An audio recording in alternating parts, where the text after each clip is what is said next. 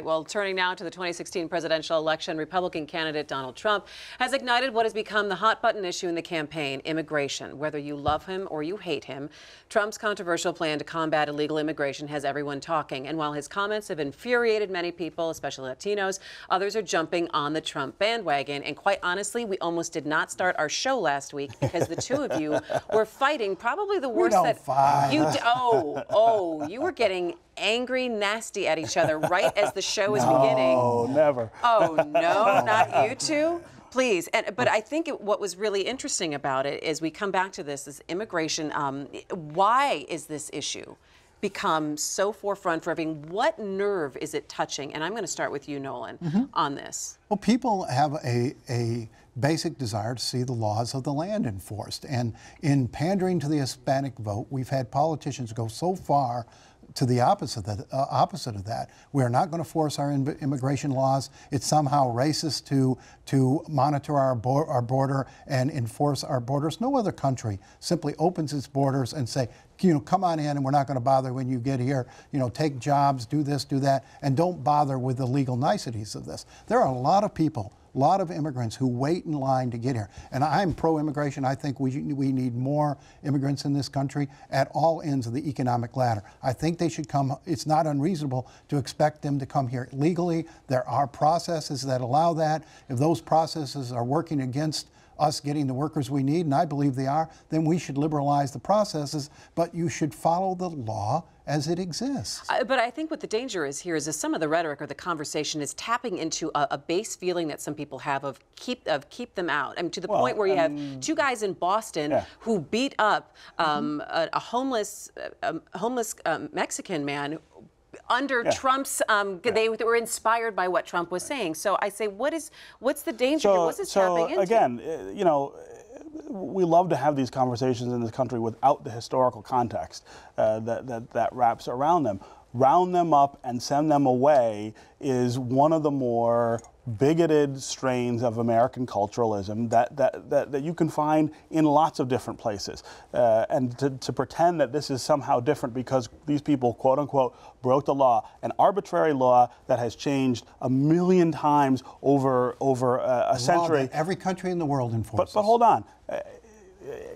Sitting at this table, can everybody at this table say that their ancestors came here legally? Do you even know that? Do you ever get asked that question? The problem here is the focus on an arbitrary law that we set or don't set, and not on what people do once they're here. And then the idea that, again, think of the other instances in which we've done this. Japanese internment. We passed a law that said if you were Japanese during World War II, you had to go to an internment camp. In retrospect, that's a really embarrassing part of our history. That was a law. We did that to citizens. There was also a law that said, we passed a law in the 18th century that said we were going to remove all Indians from the Southeast and send them out west. That was a law. I mean, the idea that laws themselves justify this kind of cultural roundup and exclusion is absurd. And these are some of the most embarrassing parts of our history. African Americans in the South, in the era of lynching, were often rounded up in southern towns and sent away, ostensibly for breaking arbitrary laws. This is not a path we want to go down. It's not a path that's going to do us proud. And nobody's saying that these episodes in our history aren't ugly. So what's the difference? Draw a distinction. The difference is we did those to our own citizens, and I don't think Indians weren't citizens. I don't think you can be paralyzed by your history. We did a lot of things we shouldn't have done in the past. That doesn't mean we don't enforce laws today. That we don't say we did bad things in the past. Shouldn't prevent us from doing bad things in the future. We're all so sorry that what we did in the past. We're not going to enforce our immigration laws. I think you have to have. No one's arguing that. You and I cannot go south of that border. But that's a straw man. No one's arguing. A household and live there without papers. But no one's arguing you should be able to do that. They would put us back in a heartbeat. No one is arguing. No one is arguing for not enforcing border policy. The question is, what do you do? Hold on. The question is, what do you do with 11 million people who are here, who are operating as citizens in this country? Do you round them up and send them away, or do you find a way to incorporate them into the nation? That's right. That's absolutely what he's advocating. That's not what most reasonable people who want us to enforce immigration law are advocating. He's got more supporters than anybody else in the presidential race. So what does that mean?